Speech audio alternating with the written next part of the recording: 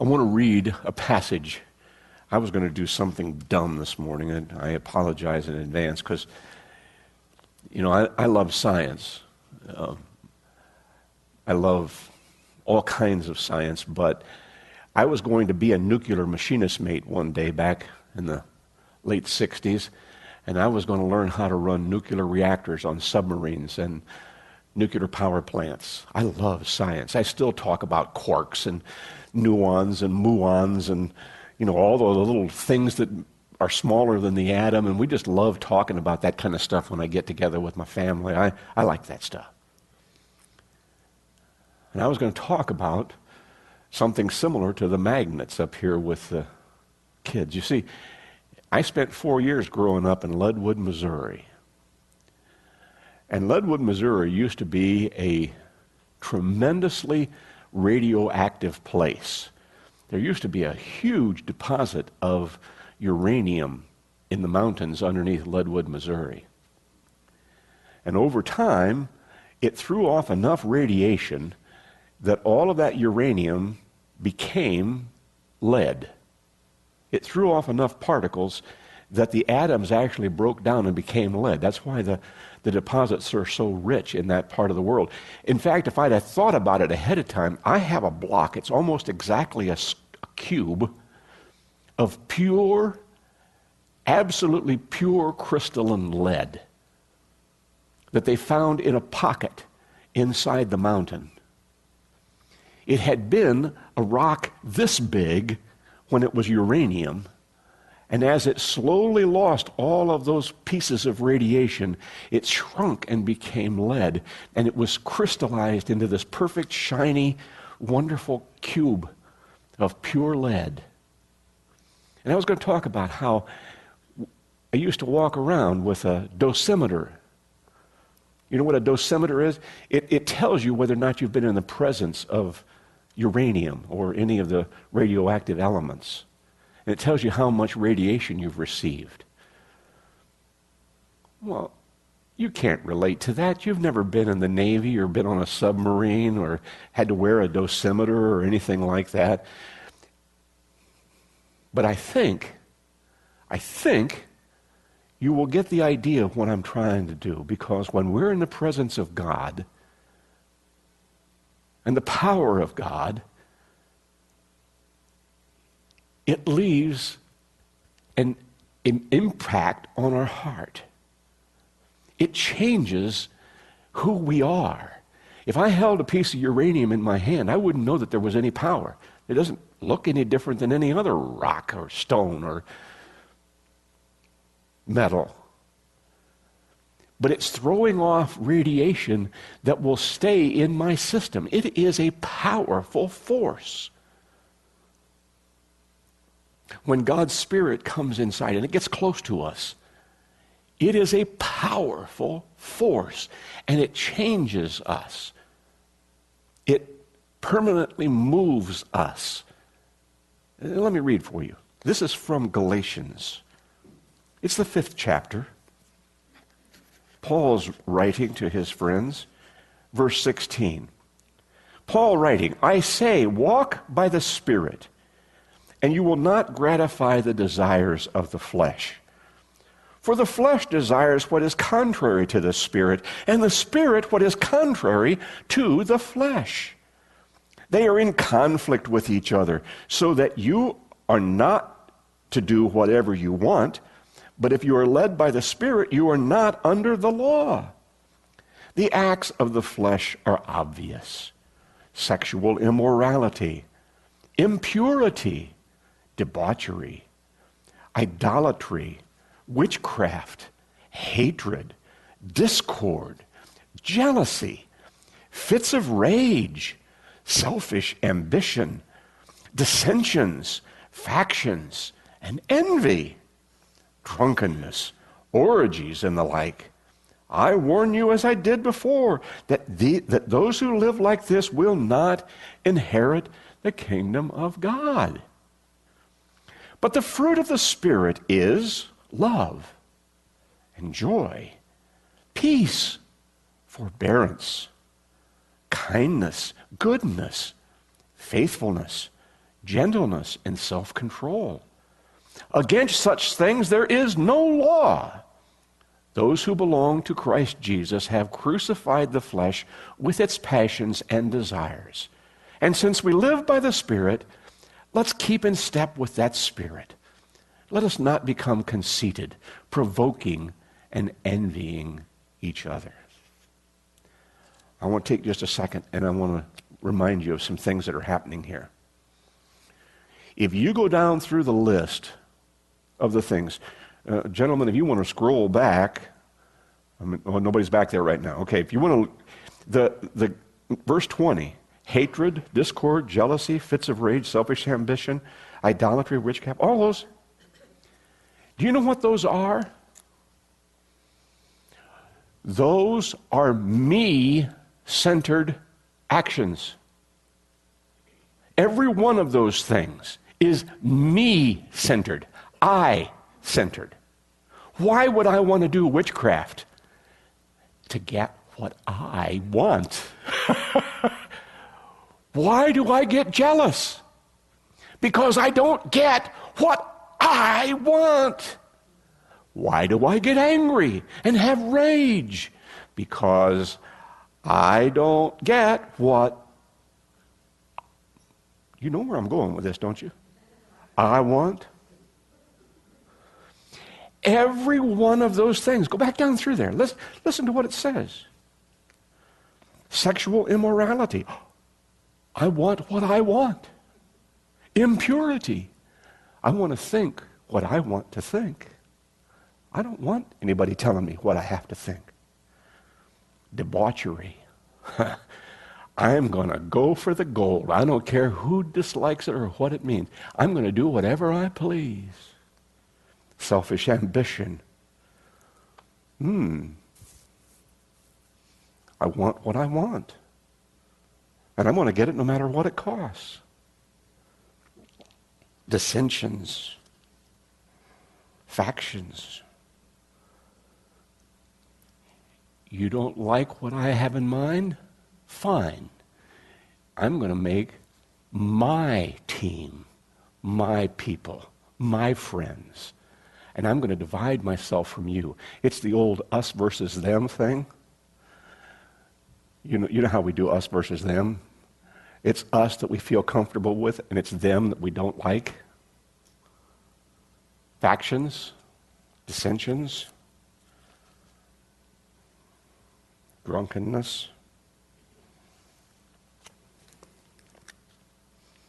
Why does anybody take drugs or drink alcohol to abuse? They want what they want. Absolutely no limits. Don't tell me what I'm supposed to do.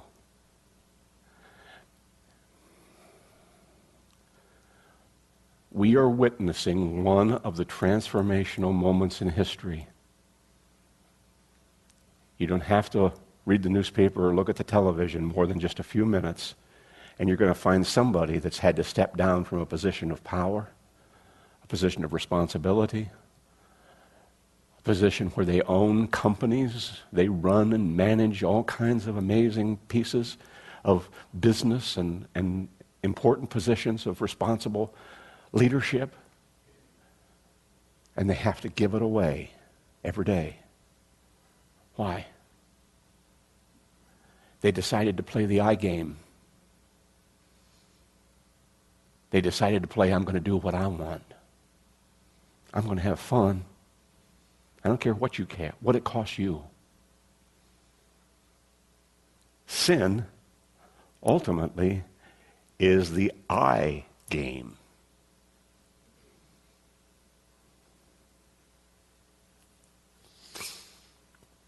Jesus came to say, come on, listen to me. That's not the way to live. That's not the way to live. Go down through the Beatitudes. Blessed are those who are meek. Blessed are the peacemakers. Blessed are those who are willing to forgive. Blessed are those who Pray for those who persecute you. Instead of jumping back in a rage and protecting us, the I thing, we're praying for someone who does the bad stuff to us. Isn't that weird? What in the world is going on here? Jesus was the ultimate you thing. Listen to me. I love you. I have come to save you. I have come to show you a better way. I have come that you can have peace. I have come that you can have joy. I have come that you can have faith. And what does it cost me? What does it cost me? The me thing. It cost me everything so that you could have everything. Look at what it says. Read down through this list. The gift of the fruit of the Spirit is love and joy. You cannot have love if there's not somebody that's the object of the love. If you think that you can love by being yourself and just be me, I love me. I love spending time with me. I think me is wonderful. I am so thrilled with me. I can't hardly stand myself. No. You don't love that way. You look at somebody that you have found something interesting in. You find somebody that has something that you need desperately. You find someone that means the world, and you say, I want to look out for your benefit. Do you follow? Love in its purest form, in the divine form, is the greatest you statement ever made by man. I have come so that you can have life, and that life most abundant. He didn't say, I have come so that I can have life all abundant. It was a you statement. Think about some of the other things. Kindness, forbearance. You know, we don't use the word forbearance often very much anymore. It means patience. It means being understanding and kind of forgiving of someone who isn't quite living up to our standards and our ideas and goals and dreams. And if we looked at the I part of it, you're making me mad. Why don't you get with the program? Why don't you understand how important what I'm telling you is? See, that's what the I thing says. Now, I know you've never said that. I know I've never said that.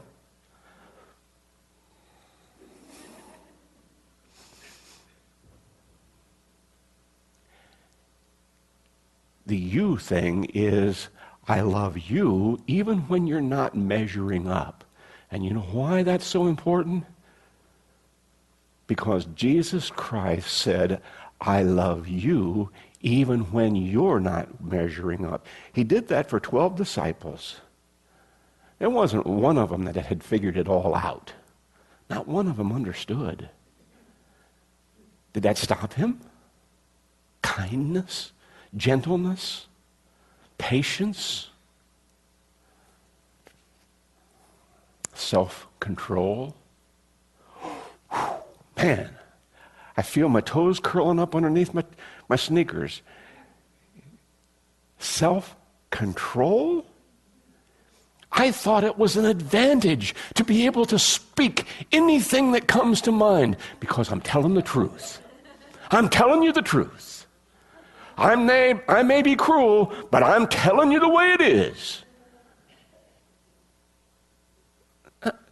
My friends, there's a time for truth-telling. But if it isn't wrapped up inside of layer after layer after layer of genuine, Christ-like love, it'll bounce off of us like a cannonball off a stone wall. Boom, no good. It'll come right back and ricochet in our face. Jesus told us, I want you to love like I have loved. I want you to look at everybody in your circle differently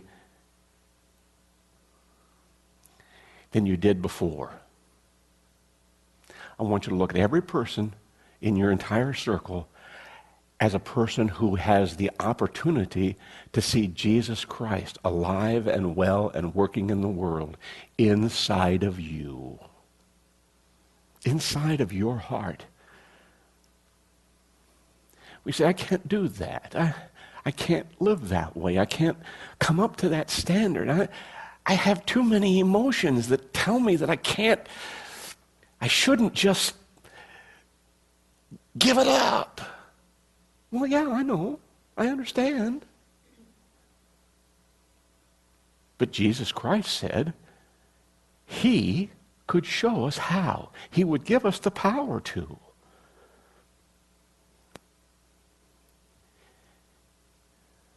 It's like taking a chunk of steel that has no magnetism at all and suddenly charging it full of that power that draws people to Jesus. Taking a life that is just lived normal. I'm doing okay. I pay my bills. I pay my taxes. I don't break any of the laws. I don't speed down the street. I'm a good person. No, that isn't what he wanted. He wants to make you a magnet, a superconducting magnet. He wants to make you a rare earth magnet, a powerful magnet. Jesus said, if I be lifted up, I will magnetically pull. Come on, help me with, you can understand what I'm saying. I will magnetically draw them to me. He wants you to be supercharged with that power of Christ that changes who we are. I got to be honest, Greg Bremner, my friend that passed away, was not a superconducting magnet. He was a bum. Yeah, I'm sorry. He wasn't a very good testimony. Too rough, too mean. Then one day he met a guy who showed him genuine love, who happened to be dying of cancer. And he fought that cancer, and he fought that cancer, and he fought that cancer, and he fought that cancer again and again and again. But always with this radiant glow that God's going to take care of me, even if I'm healed or whether I'm not. God's going to take care of me. God's in control of my life. And he had this wonderful testimony of God's love. And in the middle of that man's misery and pain, and ultimately his death, Greg saw the power of Jesus Christ drawing him. And when he became a fully committed follower of Jesus Christ, he became a superconductor magnet, a rare earth magnet. Isn't it interesting that his testimony is that he stayed in that magnetic love of Christ all the way through his fight with cancer, all the way to the end. Isn't it interesting? Now ask yourself, who got the message this time? Isn't it cool? Isn't it great? Think about it. Just think about it for a second. If God used his friend to transform Greg's heart, think about the possibilities. Think of what God might be able to do. Another man is going home. But it was a powerful, magnetic spirit within him that cared for you, cared for the people in his life, cared for people who weren't all that nice and certainly weren't easy to love. And he did that.